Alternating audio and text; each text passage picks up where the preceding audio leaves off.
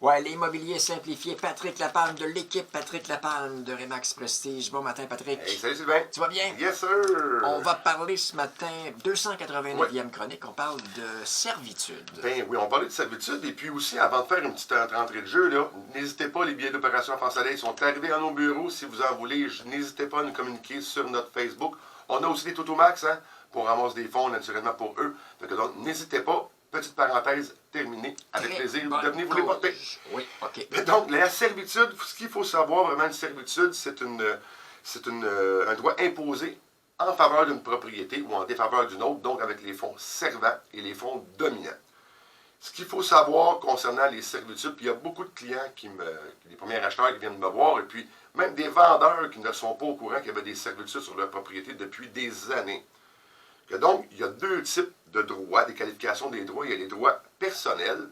Donc, ça, c'est une servitude qu'on va donner. Un exemple, moi, Sylvain, j'ai un chalet sur le bord de l'île, on est voisins. Moi, je te donne une servitude personnelle pour dire, Sylvain, tu as le droit de venir te baigner sur ma plage. Durant le temps que je suis propriétaire et durant que tu es propriétaire, tout est beau. Cette servitude-là est utilisable uniquement lorsque les deux parties sont propriétaires du lot. Dès qu'il y en a un des deux qui va vendre, il n'y a plus aucune servitude en droit personnel. OK. Ça, on les voit moins fréquemment. Mais les très fréquentes, c'est les droits réels.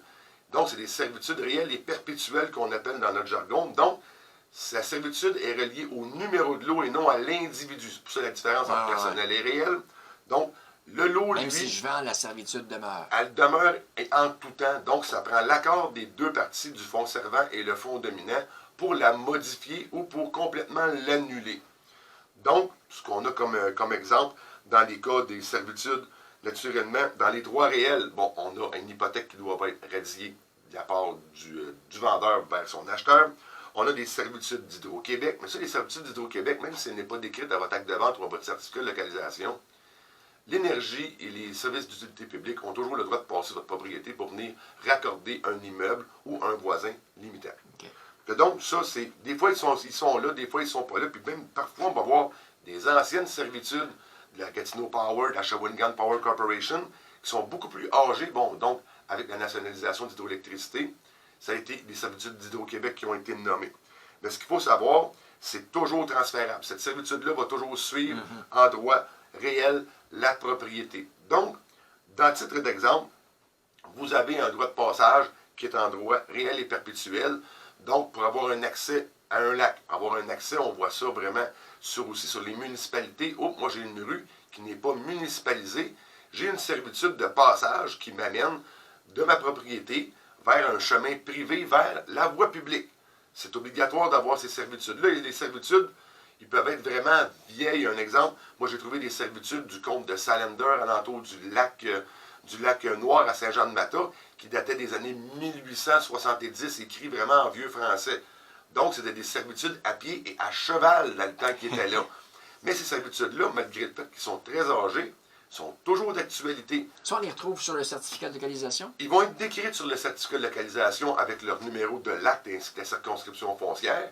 Et lors de nos recherches, les courtiers immobiliers, nous, on se doit d'aller sortir l'entièreté de la servitude et l'analyser pour voir vraiment ce que le client va avoir le droit de faire ou d'avoir comme restriction sur son terrain. Ça peut jouer sur la valeur de la maison, j'imagine? Naturellement, si vous avez vous êtes en deuxième rang, sur un exemple, sur la propriété, et vous avez un accès sur un terrain pour avoir un accès à un plan d'eau, naturellement, ça a une valeur ajoutée. Mais si vous avez un terrain, mais vraiment que la servitude que tous les gens vont passer sur votre terrain à un endroit qui est contraignant, vous pourriez avoir une perte de valeur. Naturellement, toutes ces servitudes-là sont toujours organisées pour qu'il y ait le moins de dommages possible au fonds servant. Parce que le fonds servant, c'est celui qui va se faire servir. Et le fonds dominant, c'est lui, comme un exemple, celui qui est en deuxième rang sur le bord avec l'accès, lui, va dominer le fonds qui va être le fonds servant sur le bord de l'eau. Donc, il y a beaucoup de particularités à l'intérieur de ça. Et toutes ces qualifications des droits-là vont avoir une augmentation de valeur ou une dépréciation selon. On a aussi des servitudes, bon, que j'ai parlé de passage, des accès au lac. Ça peut être des servitudes de dépôt de neige sur votre terrain, la part d'un voisin qui a été faite antérieurement. Donc, c'est vraiment important de faire l'entièreté des vérifications quand on va prendre notre contrat de courtage. Il faut aussi faire l'information à notre client acheteur aussi. le terrain, le lot, va avoir une servitude dessus. Il va être obligé de suivre. Donc, c'est vraiment important de s'assurer de regarder l'ensemble des servitudes, que notre vendeur soit au courant de quelle façon que ça se procède, et que l'acheteur, lui, quand il va acheter sa propriété, va être en mesure de connaître aussi les fonds servants et les fonds dominants, de quelle façon qu'il va devoir gérer la servitude qui va être là. Il y a beaucoup, beaucoup, beaucoup de servitudes sur environ à peu près n'importe quoi qui peut être écrite. Les servitudes de vue, mitoyenneté, toutes les servitudes, un exemple, d'écoulement d'eau, parce qu'il faut savoir que votre terrain, si vous êtes plus haut que d'autres terrains alentours, il faut que l'eau reste chez vous. Mais si vous envoyez l'eau sur votre terrain, sur le terrain des voisins, ça va vous prendre une servitude pour pouvoir le faire.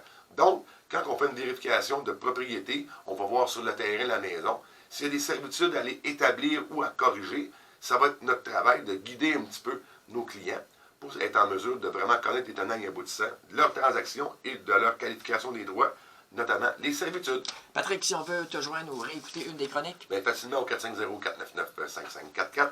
Sur la chaîne YouTube, toutes les chroniques immobilières y sont disponibles. Et sur le Facebook, naturellement, tout est là. Patrick Lapalme, un but, une passion. Vendu.